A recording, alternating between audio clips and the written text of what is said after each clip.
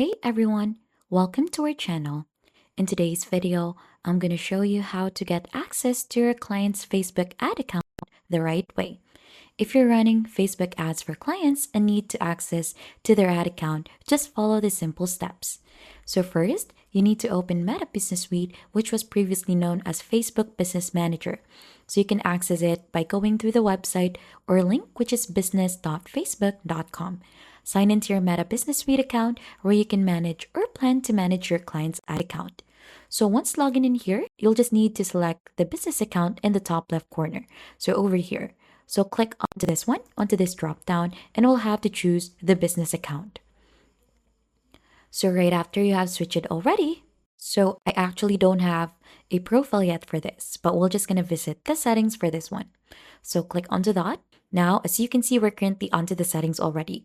But if you have yours set up already, you'll just need to click onto settings in here to open the business settings. So since we are already onto the settings in here, so we'll have to go ahead and open this one. Under accounts, we have here the ad accounts. Click onto that one. And then right after, this is where you could see all the ad accounts you currently have access to.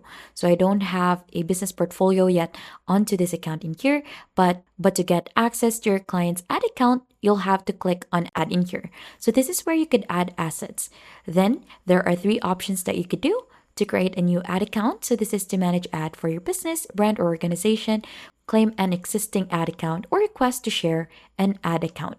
So those are the three options. So if you're actually running a client's ad account, this is the best option for that, which is to request access to a client's ad account.